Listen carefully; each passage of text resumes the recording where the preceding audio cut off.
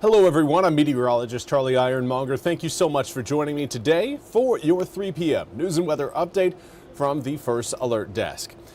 Now, earlier today, former Governor Jim Hunt had a public funeral service that happened in Wilson. Now, he is North Carolina's longest serving governor who died last week. Now, Governor Josh Stein ordered all U.S. and North Carolina flags at state facilities to be at half staff through sunset today in remembrance of the former governor.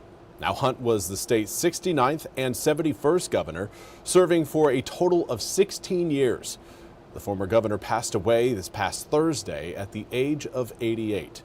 Now, the service was at 1 p.m. today at the First Presbyterian Church in Wilson. We'll have more coverage of the event coming up in our evening shows later tonight. Now, we also want to turn our attention to the disastrous floods that happened in Kerrville, Texas earlier this year. NBC's Al Roker has a look back on the devastation in Texas. In Texas Hill Country, many knew a storm was coming, but no one could possibly imagine a disaster like this. In the early morning hours of July 4th, the skies opened up and the deluge began. 4 months worth of rain falling in just a few hours, overwhelming the banks of the Guadalupe River, rising more than 30 feet in Kerrville and fast. To have a river that's at 3 feet deep go to 32 feet in 1 hour. That's like a tsunami. That's like a dam break. That's almost like a storm surge from a hurricane. All along the riverbanks, homes, RVs, and campsites full of people asleep, unaware of the nightmare unfolding outside. It was apocalyptic. One of the areas hardest hit, Camp Mystic, a girls' summer camp along the river. With power out and phones forbidden under camp rules, survivors say they awoke to cabins already flooding and teenage counselors doing everything they could to get themselves and their young charges to higher ground. My daughter grabbed onto a tree. One by one, those girls came out and found anything they could cling to. The water line in what's left of some of those cabins shows just how the floodwaters rose. 25 young campers and 2 of their counselors losing their lives. Seal would be in 3rd grade right now. But instead, she is lost in the Guadalupe River. Seal Stewart is one of the 2 flooding victims still missing. Every phone call, every text, your heart stops because you hope it's news that they've found your child. More than 130 people died across 6 Texas counties. But amid the utter devastation, the helpers, the heroes. She was up in this tree, way up there, 35 feet. Like the Centerpoint volunteer firefighters who rescued this woman left clinging to a tree for hours after her car was washed away. Or the owner of the Hunt store, giving away anything people needed, even after their store flooded. So today, Lend a Hand just had to thank them. Open it up, boys. Let's go. Let's see what you got for us. 10,000 shelf-stable meals, $25,000 worth of merchandise. People all across the country supporting Kerr County in the wake of a tragedy that changed so many lives forever. Al Roker, NBC News. Thank you very much, Al, for that report.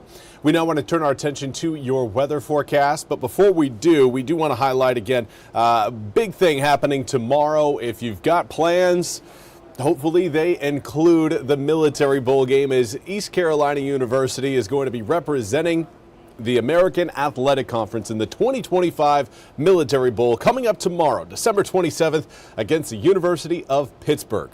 Kickoff is at 11 a.m. and the game will be televised on ESPN. Now, pregame and postgame coverage will be held by Sports Director Dugan Lloyd, who's going to be at the game to cover all of the action from the Navy Marine Corps Memorial Stadium field.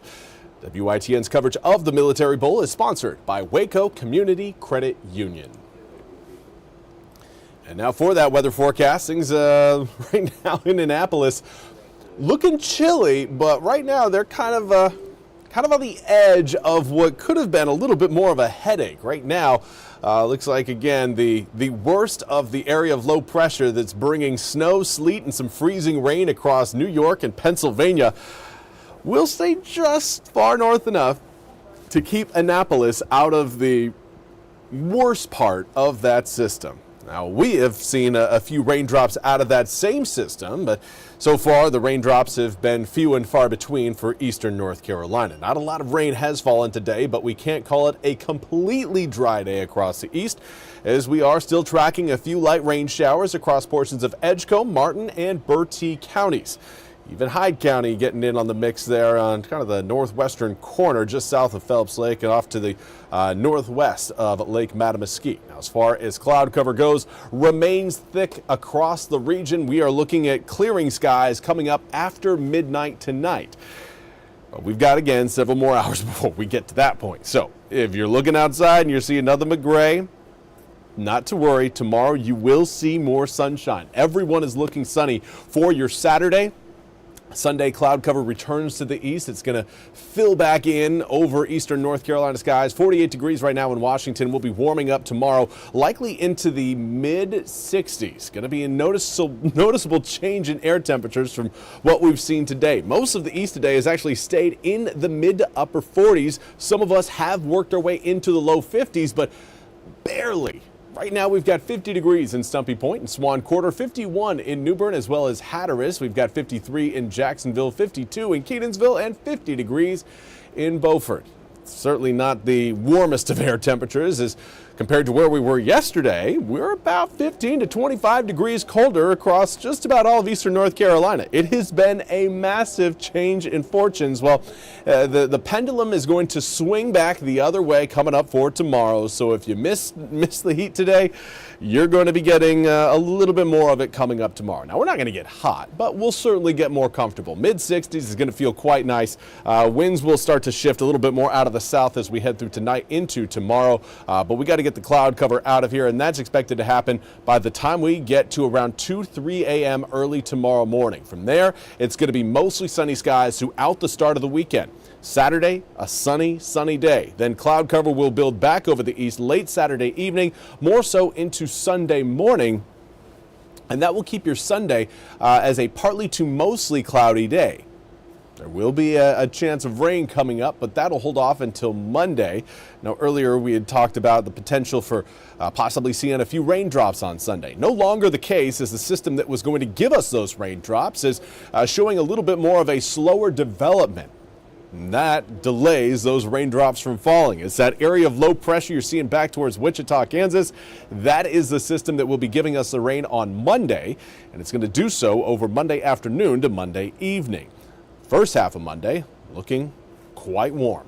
Here's a look at your full 8-day forecast. Mid-60s coming up for tomorrow, low 60s on Sunday, and then low 70s on Monday. Yeah, if you're hoping for a little bit more heat in your life, Monday's the day for you. Now, air temperatures are going to fall substantially from Monday into Tuesday, dropping all the way from 71 degrees to 43 degrees on Tuesday. Now, we will try to warm back up a little bit as we close out 2025, but really not going to warm up much. 48 degrees for your high on Wednesday. Overnight lows, 31 degrees for Wednesday night into Thursday morning. But if you're wondering, okay, midnight temperature, what are we expecting to see as we ring in the new year?